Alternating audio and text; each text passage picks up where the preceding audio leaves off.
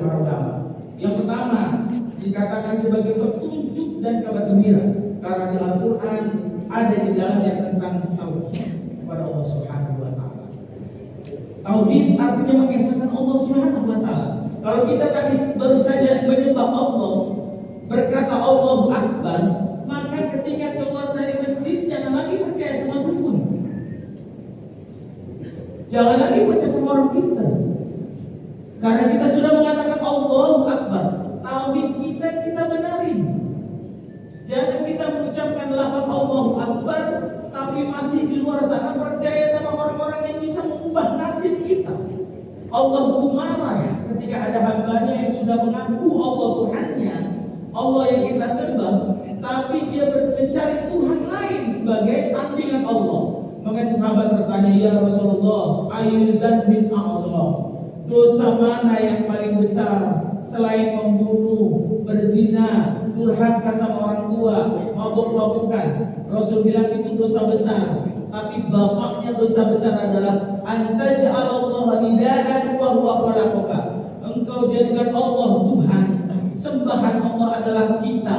Kita sholat 5 waktu, kemudian taj'ala nidaa'an ghairallah. Kau jadikan Tuhan selain Allah sebagai sesembahan yang lain. Kita percaya sama dukun, kita percaya orang pintar, kita sudah menduakan Tuhan. Dan ini Al-Quran di dalamnya mengatakan Qul huwallahu ahad. Ayat ini kasih di telinga kita. Allah mengajarkan tauhid. Petunjuk Al-Quran mengajarkan kepada saya kita tauhidmu benarkan. Jangan lagi percaya lagi sama orang lain. Jangan lagi percaya sama orang pintar yang mengatakan kau bisa berubah nasibnya dengan gara-gara kau mengikuti petunjuk-petunjukku, kata manusia. Tidak. Kau mengatakan Qul huwallahu ahad.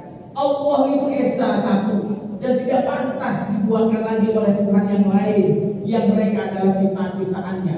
Makhluk yang Allah ciptakan tidak pantas dijadikan Tuhan. Siapapun manusia bentuknya, siapapun makhluk ciptaannya, toh dia namanya adalah ciptaan Allah, bukan sang Khalik pencipta. Maka benarkan tauhid kita, karena di dalam petunjuk Al-Quran dan kabar gembira memuat tentang tauhid kepada Allah. Kita baca Al-Quran, Qul huwallahu ahad, Allahus samad. Allah tempat bergantung, bukan manusia tempat bergantung. Manusia kalau kita minta ada batasnya. Kita minta sekali dikasih, 2 kali dikasih, 3 kali dia akan peringatkan kepada saya, jangan kau minta terus kepadaku. Tapi kepada Allah tidak ada batasan kita minta kepada Allah Subhanahu wa Ta'ala. Semakin kita banyak meminta, Allah semakin senang akan permintaan hambanya. Maka kata Allah berfirman dalam Al-Quran, wa idza sa'alaka ibadi anni fa inni qarib ujibu da'watad da'i idza da'an. Allah enggak batasi permintaan hambanya kepada Allah.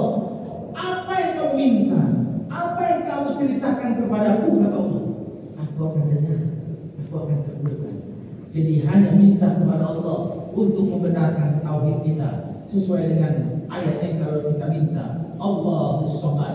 Allah lah tempat kita bergantung, bukan manusia, bukan siapapun juga. Karena kita ingin membenarkan Al-Quran sebagai pedoman, Al-Quran sebagai kabar gembira, di dalamnya membuat tentang tauhid. Yang kedua, Al-Quran membicarakan akhlak, pedoman yang benar, kabar gembira yang menggembirakan kita. Apa di dalamnya? Akhlak. Akhlak. Allah bicara tentang akhlak dalam Al-Quran. Contoh dalam surah Al-Quran, surat At-Taubah, Allah perintahkan, ya ayyuhalladzina amanu ittaqullah wa kunu ma'as shadiqin. Hai orang-orang yang beriman. Siapa yang dipanggil? Saya, kita. Karena Allah memanggil dalam Al-Quran bisa ayat yang lain. Ya ayyuhan nas, wahai manusia. Siapapun yang merasa manusia dipanggil. Mau orang Islam, mau orang bukan Islam, mau orang tidak punya agama, ya ayyuhan nas. Kalau namanya manusia, Allah panggil dia. Tapi ketika panggilan ini, ya ayyuhalladzina amanu, siapa yang dipanggil? Bukan orang yang beragama selain Islam, yang Islam. Karena disebut ya ayyuhalladzina amanu, wahai orang-orang yang beriman kepada Allah. Siapa? Kita yang ada di masjid ini, ayah bunda. Kita dipanggil oleh Allah Subhanahu wa taala. Ada perintahnya, ittaqullah, takutlah kamu kepada Allah. Apa takutnya? Wa kunu ma'as shalihin. Jadilah kau orang-orang yang jujur. Akhlak ternyata.